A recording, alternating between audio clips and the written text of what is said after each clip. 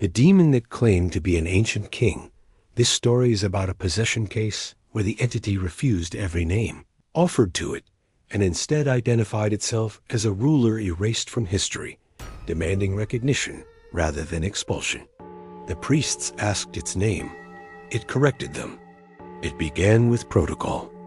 The subject was a middle-aged man brought in after a series of episodes marked by sudden authority issuing commands to strangers, correcting clergy on ceremonial order, and reacting violently only when ignored. Not threatened, ignored. During early evaluation, the man showed no aversion to holy objects, no reaction to scripture, no fear. When asked who was speaking through him, the response came calmly. "You no longer teach this period?" That answer was logged as deflection. The first exorcism attempt failed quietly. No screaming, no resistance, no escalation. Instead, the voice spoke with measured irritation, criticizing the structure of the rite, noting omissions, and referencing titles no one present recognized. When a priest demanded identification under church authority, the response was immediate and chilling. "Authority changes hands. I did not." The second session involved historical provocation, an unorthodox tactic used only when entities displayed fixation on identity. Names of known demons were spoken. The voice rejected them all. Then it spoke a name that did not appear in any demonological record. It claimed to be a king whose reign predated the church itself, a ruler whose name had been stripped from stone, whose symbols were shattered, whose temples were buried and renamed.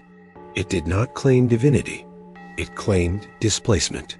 The voice explained without anger that worship was not required. Recognition was.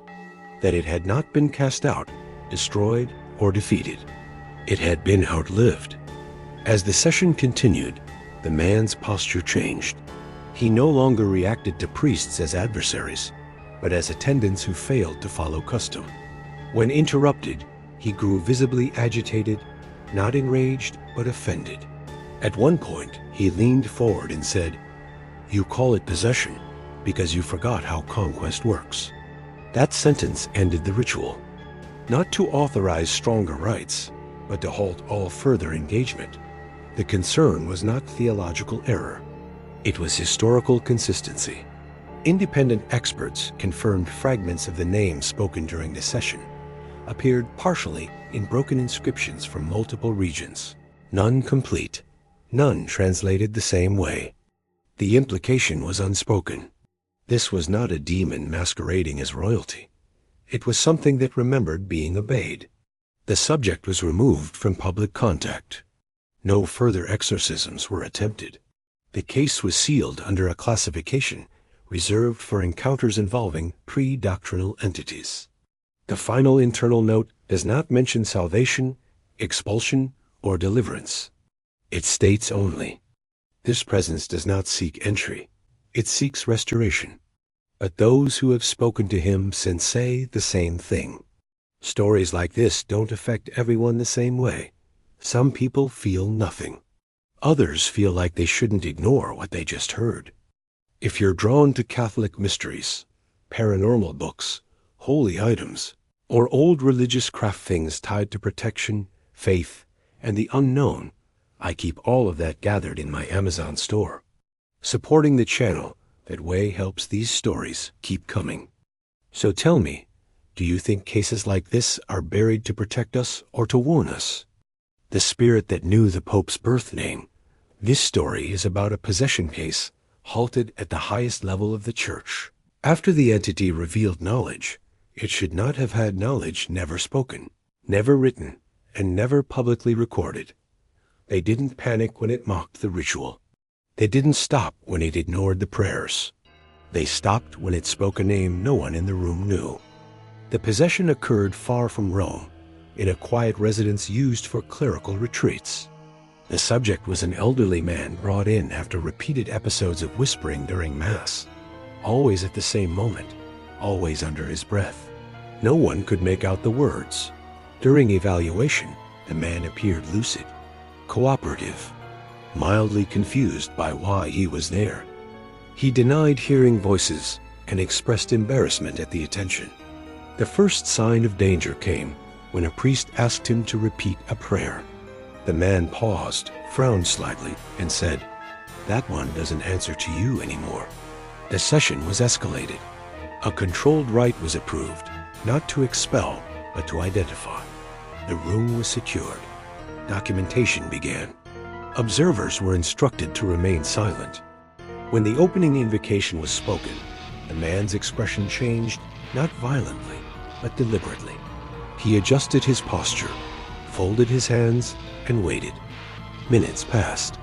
Then the voice emerged, not loud, not distorted, measured. It listened to the prayers without interruption. When the priest finished, the voice responded politely, "You're early." The priest demanded identification. The voice declined. Instead, it asked a question that did not belong in the ritual. "Do you still call him by the name his mother used?" The room froze. The priest demanded clarification. The voice sighed, as if disappointed, then spoke a name. Not a papal name, not a clerical title, a birth name. One that had never been spoken publicly. One absent from records, archives, and history. A name known only to a handful of living people. One of the observers left the room immediately and contacted Rome. The ritual did not continue. The Vatican response was immediate and absolute. All proceedings were terminated. All transcripts were seized. Every person present was placed under oath without explanation. The subject was not restrained. He was isolated. In a private follow-up session, conducted under direct Vatican oversight, the voice spoke once more. This time, it did not address the priests. It addressed the institution. It said the name again perfectly pronounced, then added, "He chose a different one. That doesn't erase the first." When asked how it knew the name, the voice gave an answer no report would later include. "We listen before you announce." The subject collapsed shortly afterward. No medical cause was found. He survived, but never spoke again. The case was sealed under a classification that does not appear in any index. No appeal. No review. No continuation. A single sentence was added to the file before it vanished from circulation. Certain knowledge does not come from access. It comes from proximity. The Church has never acknowledged the incident, but protocol changed quietly after that day. No exorcism since has permitted questions that could be answered before history catches up. Stories like this don't affect everyone the same way. Some people feel nothing. Others feel like they shouldn't ignore what they just heard. If you're drawn to Catholic mysteries, paranormal books, holy items, or old religious craft things tied to protection, faith, and the unknown, I keep all of that gathered in my Amazon store. Supporting the channel that way helps these stories keep coming. So tell me, do you think cases like this are buried to protect us or to warn us? The entity that spoke in extinct languages. This story is about a possession case that unraveled when the voice inside the subject began speaking languages no living person could have learned, languages the Church itself no longer recognized as complete. At first, they thought it was glossolalia. Then a linguist started crying because the language had been dead for thousands of years, and the grammar was flawless. The subject was a young woman brought in after collapsing during a private prayer retreat. She did not convulse. She did not scream. She simply began speaking softly, steadily, without pause. No one understood a word. At first, priests assumed stress or imitation, but the cadence was wrong. Too structured, too deliberate. The speech followed rules. That was the problem. Recordings were made. Experts were consulted quietly. One transcript was sent to a university scholar under strict anonymity. The response came back 3 days later. The language was identified as an early form of a dialect that predates written history, known only from fractured inscriptions and partial reconstructions. No full sentences had ever been recovered. Until now. When the Vatican was informed, the case was elevated immediately. A controlled exorcism was approved, not to expel, but to interrupt the speech. The room was secured. The woman was restrained gently. No questions were asked. As the rite began, the voice did not resist. It adjusted. The language shifted. Observers noted that each time a priest spoke, the entity changed dialects, moving backward. Older, more fragmented, less documented, as if retreating through time. One priest broke protocol and demanded it stop. The entity answered in a language no scholar had ever catalogued, but the meaning was clear. The woman translated it herself, without awareness. "You are speaking too recently." That sentence ended the rite. Linguists later confirmed something impossible. The sequence of languages followed a chronological regression, each one older than the last, each more primitive, more incomplete, until the final utterances no longer matched any known system of communication. Not human, not symbolic, foundational. The Vatican halted all proceedings. The concern was no longer possession. It was origin. A sealed report noted that the entity did not use language to communicate. It used language to remember. The woman survived. She regained consciousness. She spoke normally again, but something remained altered. She could no longer learn new languages, not even basic phrases. Doctors found no explanation. The final internal summary contained a warning, not a conclusion. This presence does not borrow language. It predates it. The case was sealed indefinitely. Because if the entity was not speaking extinct languages, it was outlasting them. Stories like this don't affect everyone the same way. Some people feel nothing. Others feel like they shouldn't ignore what they just heard. If you're drawn to Catholic mysteries, paranormal books, holy items, or old religious craft things tied to protection, faith, and the unknown, I keep all of that gathered in my Amazon store. Nothing you need to buy. But some people prefer not to leave stories like this without something close. Supporting the channel that way helps these stories keep coming. So tell me, do you think cases like this are buried to protect us or to warn us? The spirit that claimed to be Judas, this case was not disturbing because of violence or blasphemy, but because the presence identified itself as someone the church never invokes. It didn't scream. It didn't threaten. It claimed responsibility. The case began during a routine evaluation.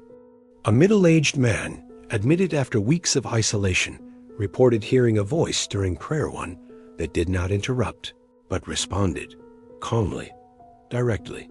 When clergy were brought in, the voice waited. When asked to speak, it did not resist. It introduced itself with a single sentence. "I am the one who betrayed him." At first, the statement was assumed to be symbolic in expression of guilt or religious fixation. That assumption did not last. When questioned, the voice spoke with precise theological detail. It referenced moments from Scripture not commonly preached. It corrected phrasing. It emphasized timing. It did not glorify betrayal. It explained it. It claimed its role had not been rebellion, but obedience misinterpreted. That it had fulfilled a function, not a choice. The priests pressed carefully. They asked why it appeared now. The response was immediate. "Because you speak of forgiveness without understanding cost." The voice claimed it was not seeking release. It said it had already been judged. When holy water was applied, there was no reaction. When Scripture was read, the voice listened. When Christ's sacrifice was invoked, the man wept silently. The room grew heavy, not hostile, burdened. The first warning came when a priest asked the Spirit to affirm Christ as Lord. The voice paused, then said, "I do not deny him. I serve the outcome." That answer halted the session.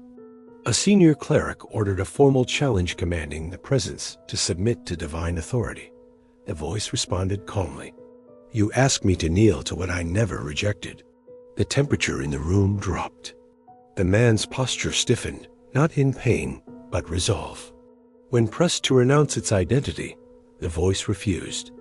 It stated that Judas was not a name, it was a role, and that roles could repeat. The exorcism escalated. This time, the presence resisted not with rage, but certainty. It accused the clergy of simplifying a truth they feared. The ritual ended only when the man collapsed, exhausted. He survived, but the case unsettled everyone involved. One priest later admitted the presence had not felt deceptive, but deliberate. The Vatican sealed the file within days. The final notation contained no conclusion, only a question. If guilt can speak with clarity, how do we know when it no longer belongs to the past? Some stories are frightening because of what they describe. Others are unsettling because of what they suggest. If you're drawn to Catholic mysteries, ancient texts, or items tied to faith and protection, I keep those collected in my Amazon store. Nothing required. Some people just prefer not to leave stories like this without grounding. So tell me, do you believe this spirit was deception, or a warning the church still struggles to face?